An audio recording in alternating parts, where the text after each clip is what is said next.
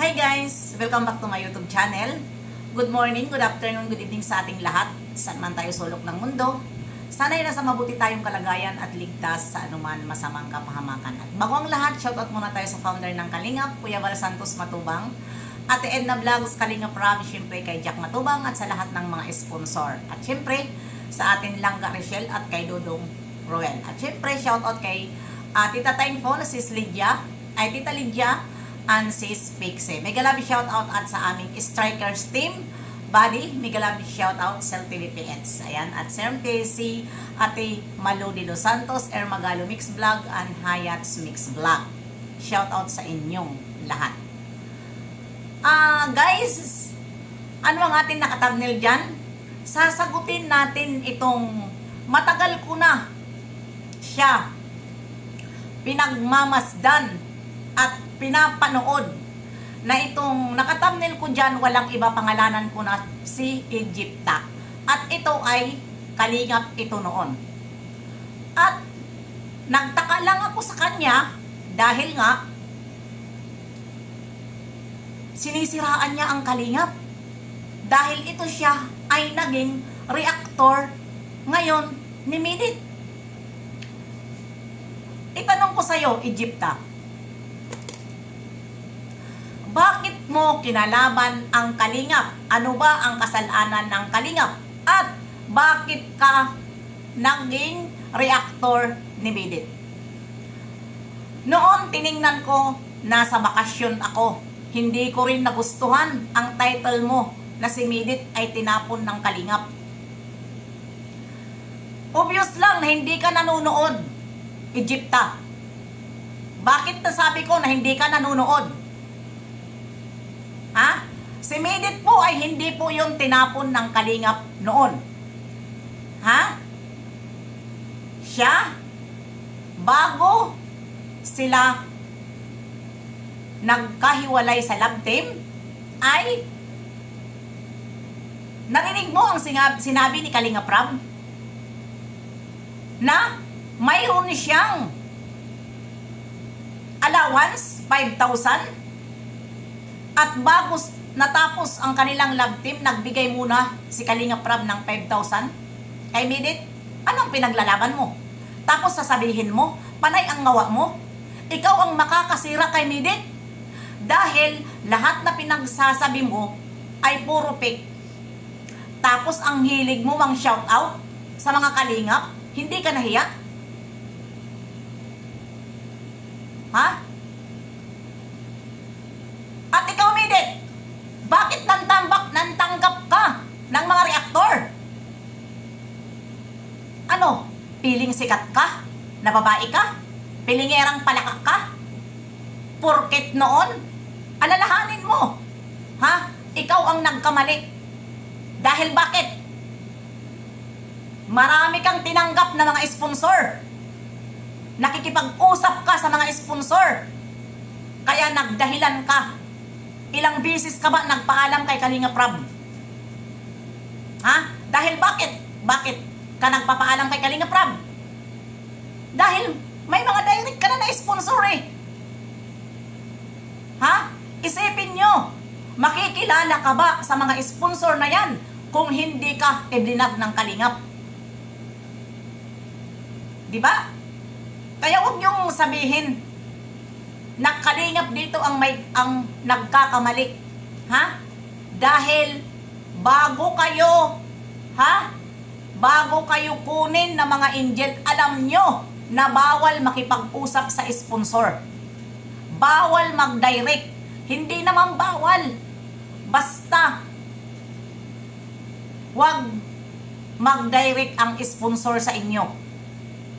Dahil may humahawak sa inyo. Walang iba kundi si Kalingap Rob. Tapos ngayon, hindi mo sasawayin yung mga naninira sa Kalingap na ikaw naman ang nakakaalam na babae ka na yan. Ha? Ikaw, Egypta, ang galing mo. Ayusin mo yung mga pananalita mo. Dahil galing ka sa Kalingap. Kung ano noon ang pagrespeto mo kay Kuya Val. Pero ano ang ginawa mo ngayon? lumalabas yan sa bibig mo ng mga paninira. Na samantala, ginagawangan mo ng reaksyon at nagiging reaktor ka na wala naman sinilid kalaban. Ngayon lang namin kayo sinagot. Dahil sumusubra ka na Egypta, walang sumasagot sa'yo, pinapabayaan ka lang namin. Pero ngayon, sobra na. Dapat ka nang sagutin sa mga paninira mo dito sa Kalingap. Ha? Iilan kayo na reaktor? Piling sikat. Putragits.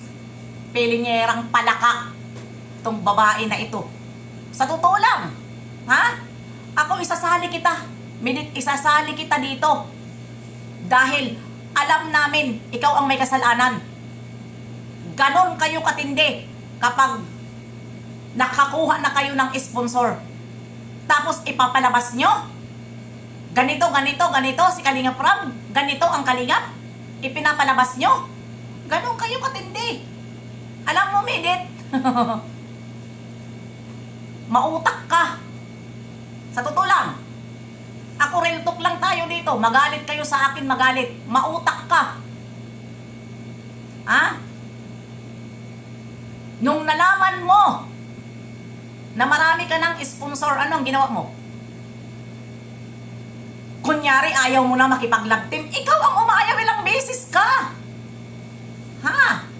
Ilang beses ka nagpapaalam na ayaw mo na makipag-love team.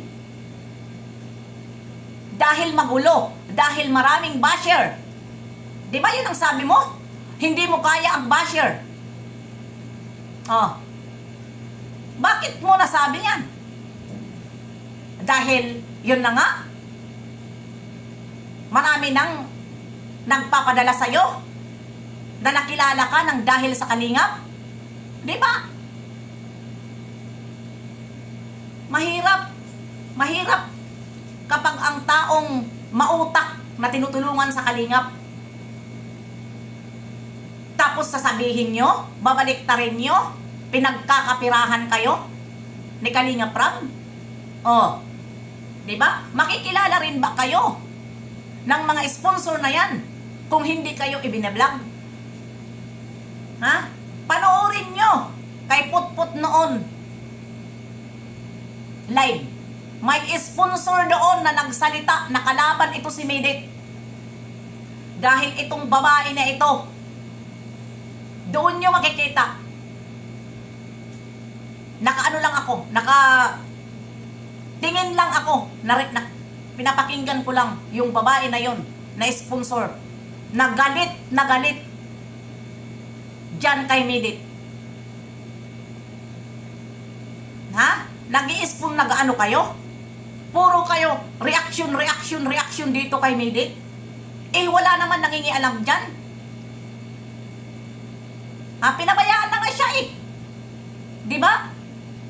Kaya siya nagpapaalam, kaya siya umalis. Dahil bakit? Gusto niya magkaroon ng YouTube channel. Noong time na yun, ayaw siya payagan ni Kalingap Rab dahil may mga angels pa siya. Ano ang ginawa niya? Umalis siya sa Kalingap. Dahil hindi sa kanya hisakto ang 5,000 na allowance. Aanhin pa niya ang 5,000, nakasungkit na siya ng isda na malaki. Diba? Kaya ngayon lang kita sasagutin, Egypta, dyan sa paninira mo sa Kalingap. Matagal na kita sinusundan. Puro ka, makabyus ka lang samantala. Diba? Ngayon ka lang nakabyus dahil noon, diba? Kulilat ka. Ngayon, kung ano-ano ang paninira mo sa Kalingap dahil sinundan ka sa mga wakwak